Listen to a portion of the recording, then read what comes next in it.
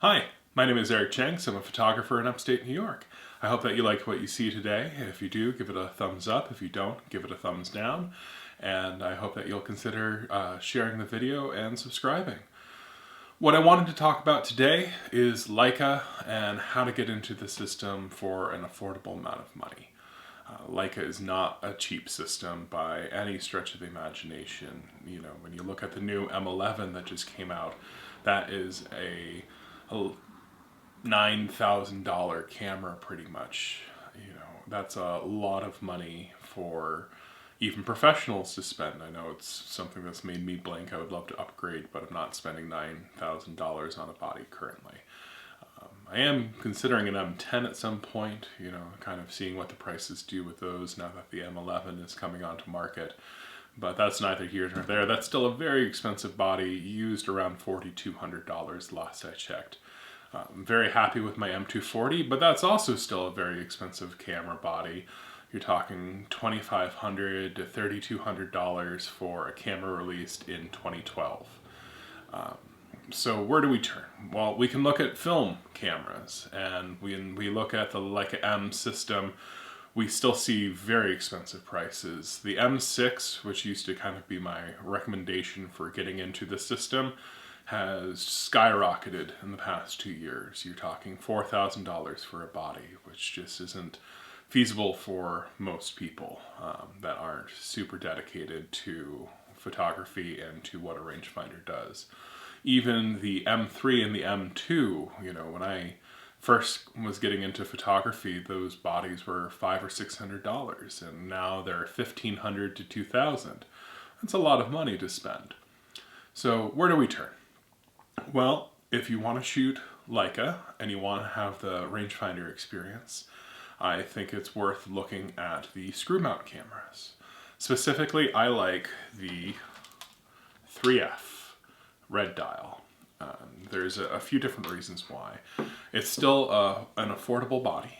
It has an upgraded shutter compared to previous cameras, so it's a little bit more reliable than some of the earlier Leica screw mount bodies. It has a, in terms of how the screw mount camera bodies shoot, they do have separate rangefinders from the Viewfinder, but with the 3B and up, at least they're right next to each other, and I don't really find it an issue to switch back and forth. With the 3A and earlier, we're talking 1930s tech at this point. The rangefinder and the viewfinder are separated by about an inch, and that gets to be a little bit more cumbersome when shooting. So we start to look at the screw mount camera bodies, and while you do have expensive ones like the 3G, which was the last camera produced as a screw mount, the 3F, you can find a working condition body in the $300 range. Not bad at all. So what I was looking at for Leica is, how do I have a system that can cover 3 different focal lengths, wide through telephoto, at least medium telephoto, and a body, and cost less than $1,000.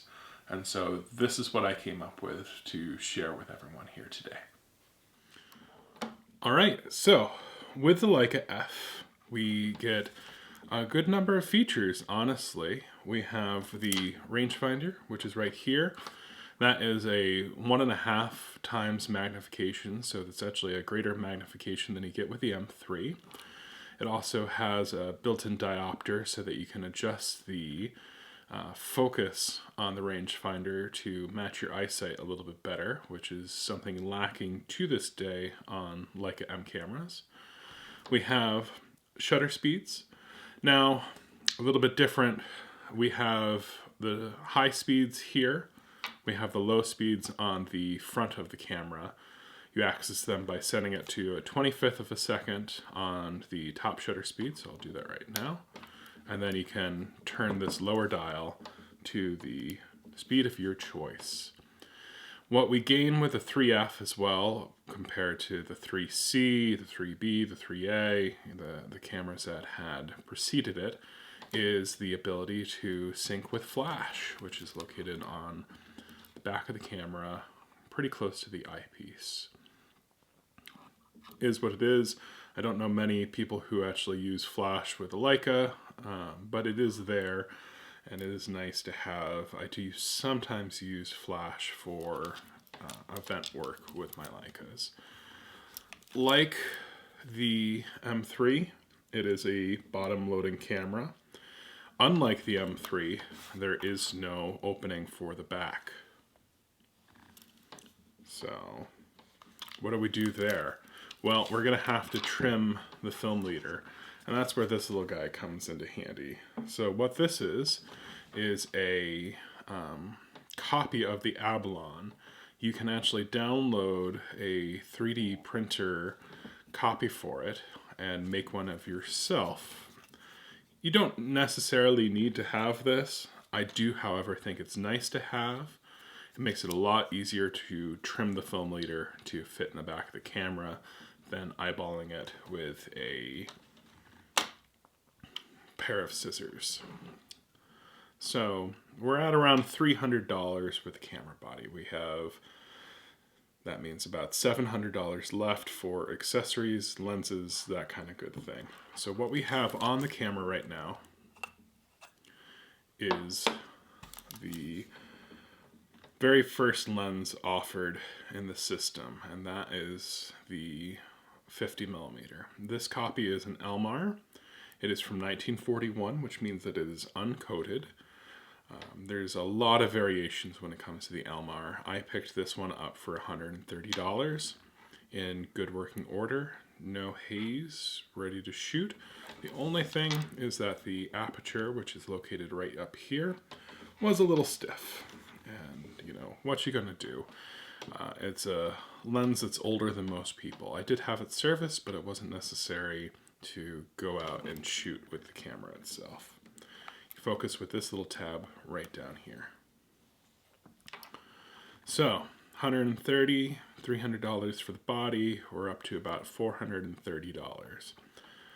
Not bad. Honestly, this is really all you need when it comes to a screw mount Leica.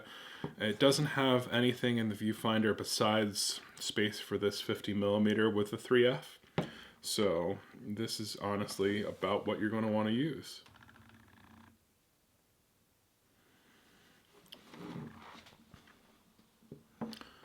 Alright, but let's say that you do want to use another lens, or you want to use something that has a little bit more accuracy than the built-in viewfinder.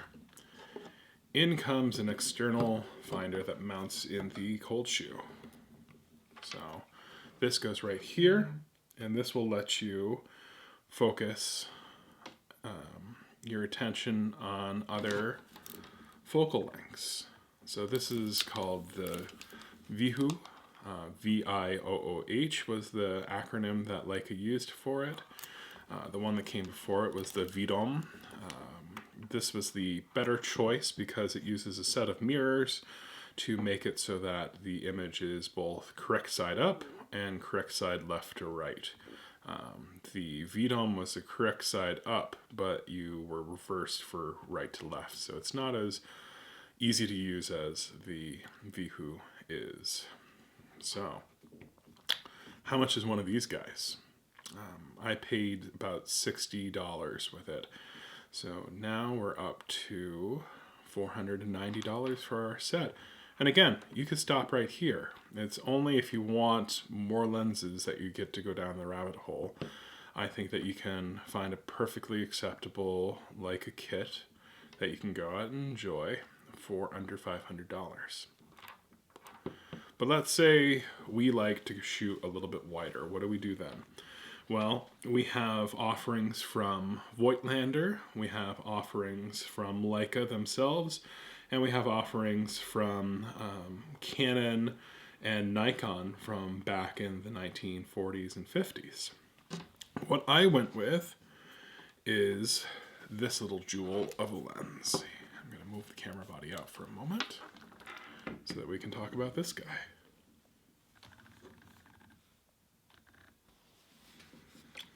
This is the Summaron lens offered by Leica. So this was their second offering as a 35mm. Before that they had a 35mm Elmar. It's kind of a slow lens at f3.5. They did offer a Schneider Xenagon that was an f2.8.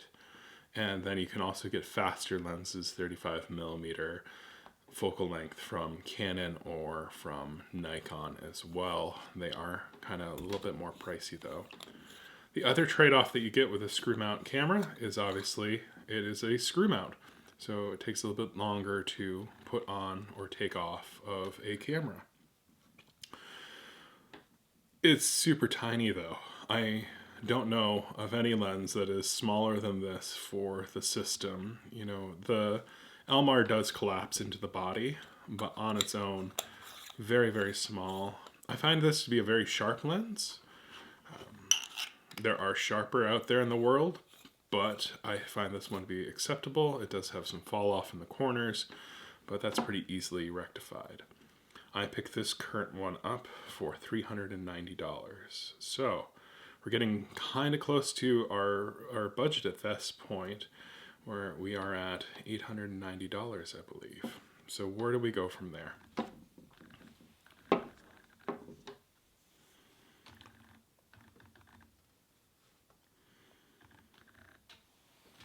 Well, we have an option for our 90mm, and that is the venerable 90mm Elmar. It is f4, so again, it's not a speed demon.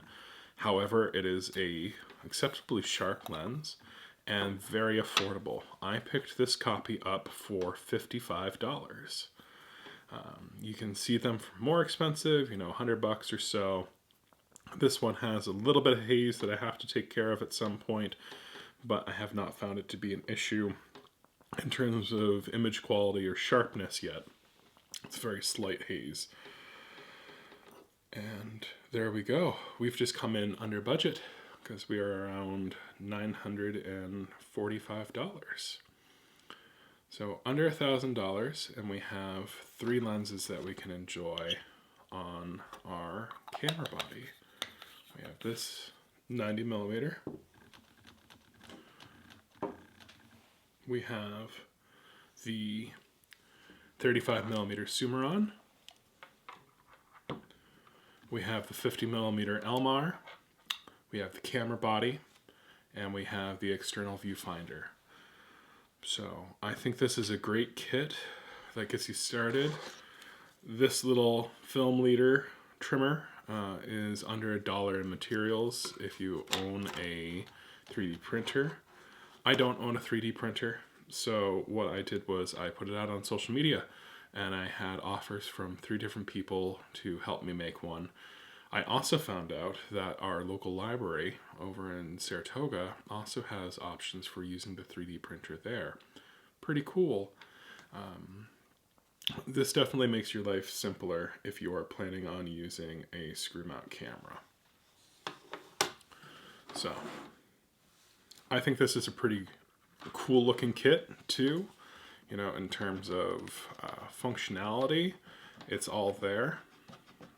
The cold shoe definitely holds this on nice and tight, so that's nice. You don't have to worry about losing your viewfinder.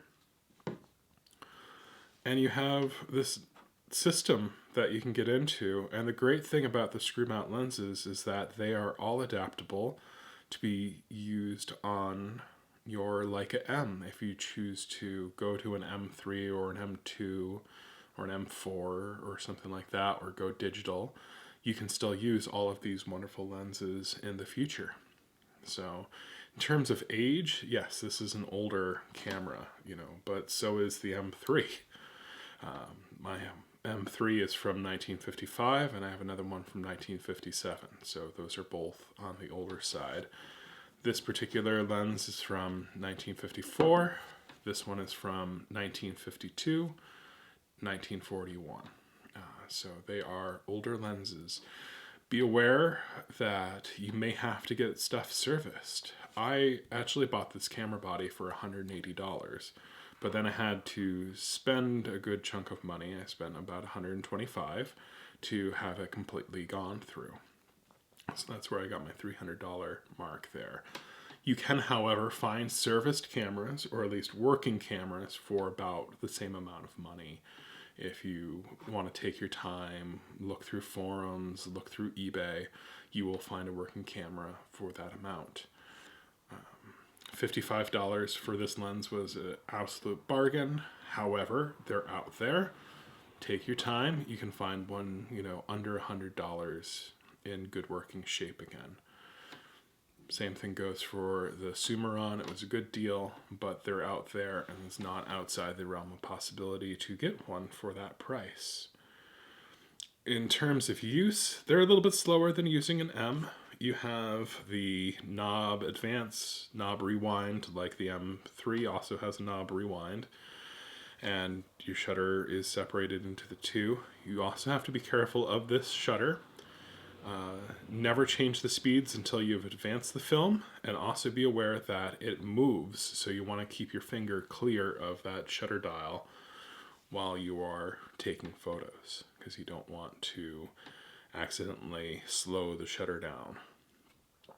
But other than that, it's still a joy to use. I light up. They're super small. They are smaller than the M cameras, and I usually get a lot of comments while I'm out asking what in the world I'm using, but that doesn't really matter as long as you're having fun, and that's the name of the game here, is to enjoy the process so that you take enjoyable photos that either please you, your subject, or your friends and family, or the client, as the case may be as well. All right, so that was a little bit about the Leica IIIF and 3 lenses that you can use with it. I hope that that was helpful in your search for finding a rangefinder camera and finding something that you can use in the Leica family of lenses and camera bodies that you can afford for rangefinder photography. I do think that the screw mounts are a lot of fun to use. They are finicky, they are fully manual, and they do take a little bit to get used to using.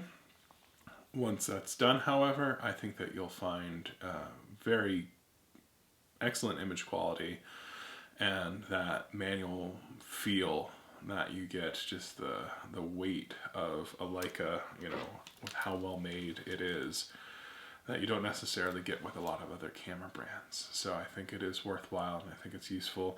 And how often today can you say that you have 3 high quality, well-made lenses and a camera body for under $1,000? You just, can't do it when you're talking rangefinder cameras anymore. It's the prices have definitely gotten up there. And I guess that's a nice thing to know, that people are valuing these cameras and valuing what you get from them and having a good time with them, because that's really what it comes down to, is enjoying yourself. Speaking of enjoying yourself, if you liked this, please leave a like. If you didn't, leave a dislike. And leave a comment down in the comment section letting me know what you liked about it, what you didn't like, and what you'd like to see in the future. I definitely want to do more about the shooting experience of a Leica 3 and talk a little bit more about, images made with these lenses. I'm waiting for film to get developed and come back to me. And with that, I'll see you next time. All right, thanks.